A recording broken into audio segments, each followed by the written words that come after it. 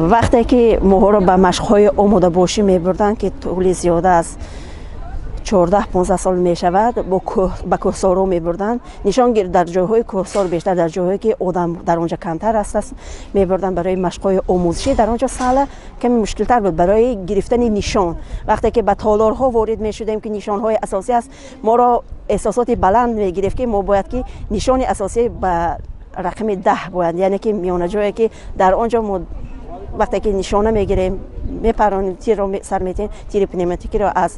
یراق سر میدیم یا از اتومات سر میدیم، ما را یک احساساتی که وقتی که در نشان اساسی میزند الهام روحیه بلندی ما رو فرا میگیرد. وقتی که نشان ما به مقصد اساسی ما نمیرسد ما با این راه افتاده نمیشیم و برای باز به همون نشان جای خود رسوندن دیگر زنها رو به داشتن اراده مستحکم و باوری با خود با جسارت خود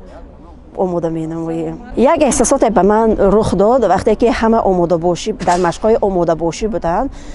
مردها. من میرفتم همچون معاون رئیس ناحیه، گرچند که جنسم جنس زن بود مرا در صف مردها قبول نمی‌کردن. اونها اینقدر یعنی که اراده بلند نداشتن که مثال زنها در برابر مردها تیر پرانده میتوانستند، ولی ما خود را زنها نام‌نویس کرده بودیم که در حالت حمایت وطن که در جنگی که در سرحد تاجیکستان و قرقیزستان بود ما کوشش نمودیم که در برابر مردها به ما نیز امروز اجازه دهند که در این محاربه ها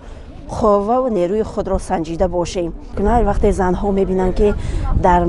مسابقه ها زنها رو میمونیم، درست میگوید زنها جسارتی بیشتر دارن، مردها خوب هستن لیکن جسارت زن بانو که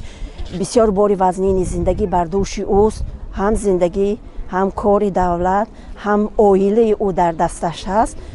او بیشتر نشان را خوبتر میگیرد. مردها خوب هستند لیکن زنها در وقت پراندن تیر باز جسارتی بلندتر دارند، چون که آنها با خود بسیار باوری میکنند که در پس آنها